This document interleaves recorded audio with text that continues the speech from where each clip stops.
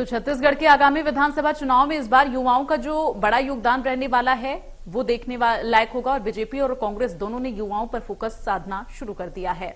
BJP ने नए प्रदेश अध्यक्ष की नियुक्ति के साथ ही भाजपा ने मिशन छत्तीसगढ़ 2030 की तैयारी भी शुरू कर दी है। इसके साथ ही कांग्रेस ने पार्टी में सदस्यता अभियान चलाकर लाखों युवाओं को पार्टी से जोड़ने का लक्ष्य रखा है।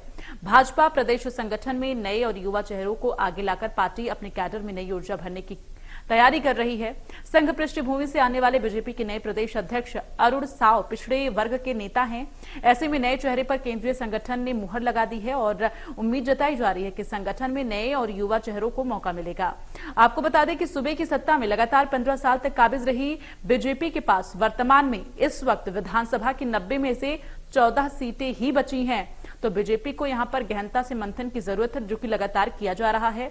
अजय जामवाल छत्तीसगढ़ में लगातार समीक्षा बैठक किए, जिसके बाद मंथन करने के बाद ये बड़ा बदलाव छत्तीसगढ़ में हुआ है और प्रदेश अध्यक्ष के तौर पर अब अरुण साव को जिम्मेदारी दी गई है।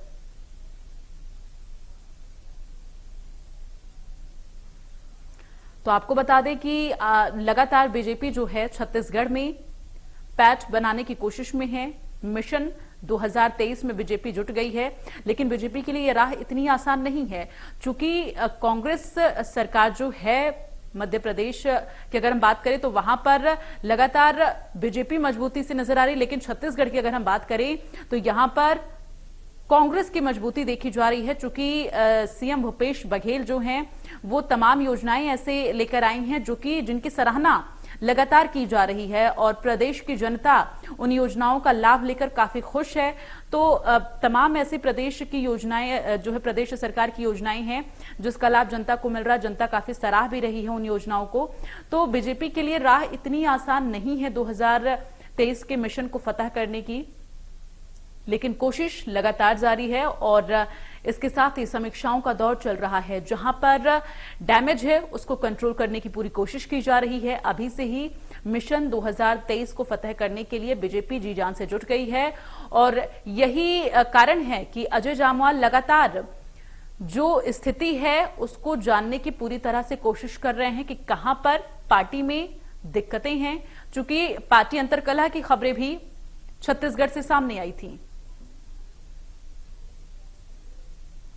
और ज्यादा जानकारी के लिए सीधे रुख करेंगे ओम प्रकाश चंद्राकर, ब्यूरो चीफ हमारे साथ जुड़ गए हैं।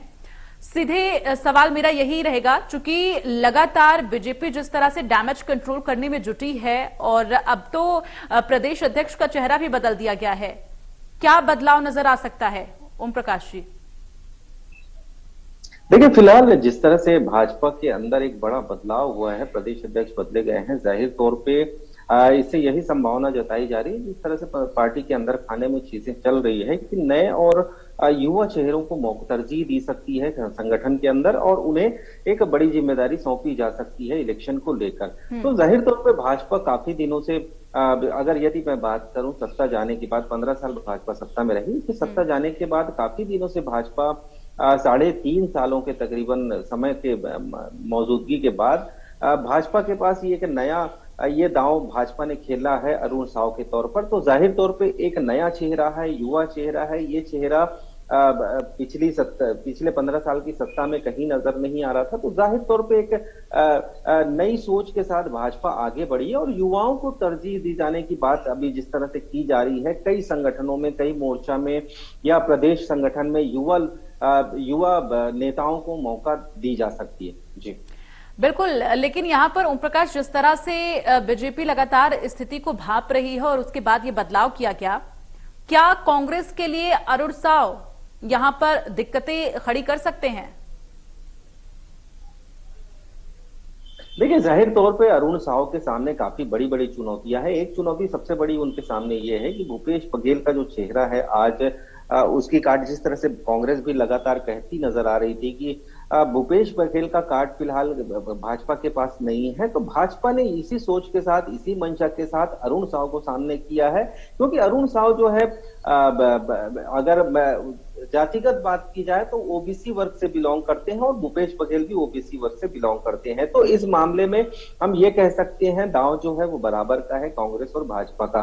दूसरी बात, अरुण साव के वर्तमान में बिलासपुर के सांसद है और वो पिछली बार सत्ता में नहीं रहा है। जिस तरह से हमने देखा कि 15 साल की सत्ता के बाद एंटी इनकम्बेंसी की वजह से कांग्रेस भाजपा चुनाव हार गई थी और कांग्रेस को मौका मिला था। तो जाहिर तौर पे वो चेहरा ना सामने करके उस सरकार में जो जो लोग मौजूद थे या मंत्री थे या फिर अलग अलग पदों पे आसीन थे, उनको ना देकर एक नए चेहरों को भाजपा ने मौका दिया है। तो ये भाजपा का एक बड़ा दांव इसे कह सकते हैं।